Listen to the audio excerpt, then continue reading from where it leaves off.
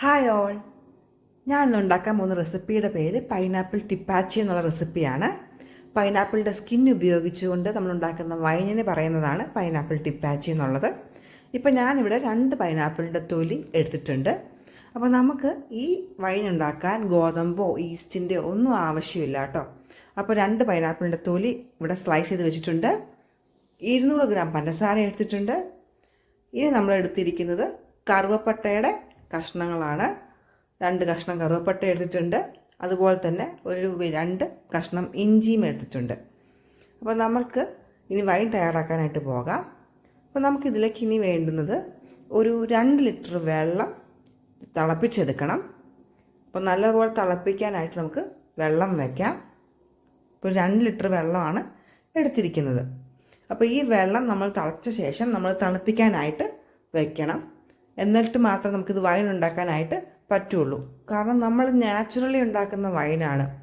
വേറെ നമ്മൾ ഈസ്റ്റോ അല്ലെങ്കിൽ ഗോതമ്പോ ഒന്നും ഉപയോഗിക്കാത്തത് കൊണ്ട് ഈ വെള്ളം തണുത്ത ശേഷം മാത്രം നമുക്ക് വൈൻ ഉണ്ടാക്കാനായിട്ട് പറ്റുള്ളൂ. അല്ലെങ്കിൽ ഇതിനകത്തുള്ള നല്ല മൈക്രോബ്സ് എല്ലാം ചത്തുപോകും ചൂടുവെള്ളത്തിൽ വീണ് കഴിഞ്ഞാൽ. അപ്പോൾ നമ്മൾ വെള്ളം തണുപ്പിക്കാനായിട്ട് മാറ്റി വെച്ചിട്ടുണ്ട്. അപ്പോൾ 2 ഗ്ലാസ് ബോട്ടിൽസ് എടുത്തിട്ടുണ്ട്. ഈ ഗ്ലാസ് ബോട്ടിലിൽ വേണം നമ്മൾ വൈൻ ഉണ്ടാക്കാനായിട്ട്. അപ്പോൾ ഗ്ലാസ് ബോട്ടിൽ നന്നായിട്ട് കഴുകി നമ്മൾ ഉണക്കി എടുത്തിട്ടുണ്ട്. അപ്പോൾ നമ്മൾ ഇതിലേക്ക് ഇനി മുറിച്ച് വെച്ചിരിക്കുന്ന പൈനാപ്പിളിൻ്റെ തൊലിയുടെ പീസസ് ഇട്ട് കൊടുക്കുകയാണ് കേട്ടോ. അപ്പോൾ നമ്മൾ 2 ബോട്ടിലും ഒരു 1/4 ഭാഗത്തോളം നമ്മൾ പൈനാപ്പിളിൻ്റെ സ്കിന്നിട്ട് നമ്മൾ ഫില്ല് ചെയ്ത് കൊടുക്കുന്നുണ്ട്. അപ്പോൾ ഞാൻ ബോട്ടിലൊരു 1/2 ഭാഗത്തോളമൊക്കെ വന്നിട്ടുണ്ട് സ്കിന്നിട്ട് കൊടുത്തിട്ടുണ്ട് പൈനാപ്പിളിൻ്റെ.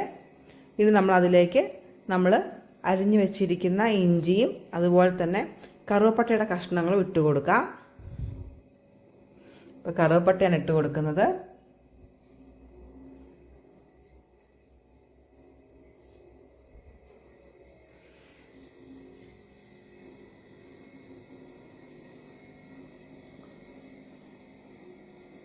ഇഞ്ചി ഇട്ട് കൊടുത്തിട്ടുണ്ട്. ഇനി നമുക്ക് ഇതിലേക്ക് പഞ്ചസാര ഇട്ട് കൊടുക്കാം.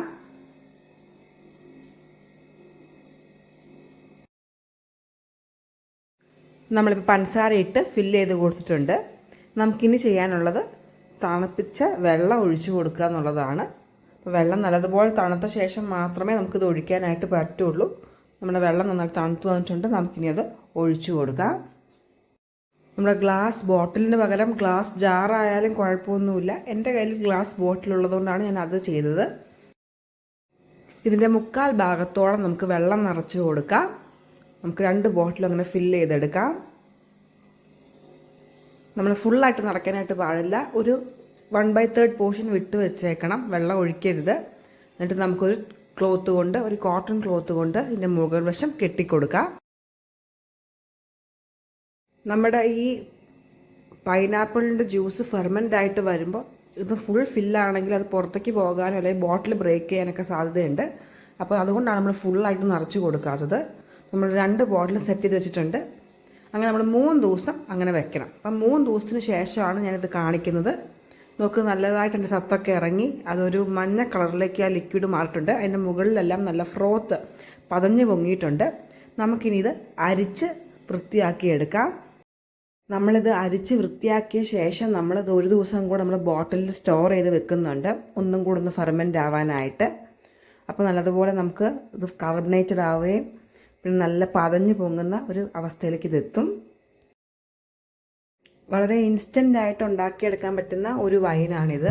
ഇപ്പം ഞാനതിനെ ഗ്ലാസ് ബോട്ടിലാക്കിയിട്ട് അതിൻ്റെ മുകളിൽ ഞാൻ ക്യാപ്പ് ഇട്ട് സീൽ ചെയ്ത് വെച്ചിരിക്കുകയാണ്.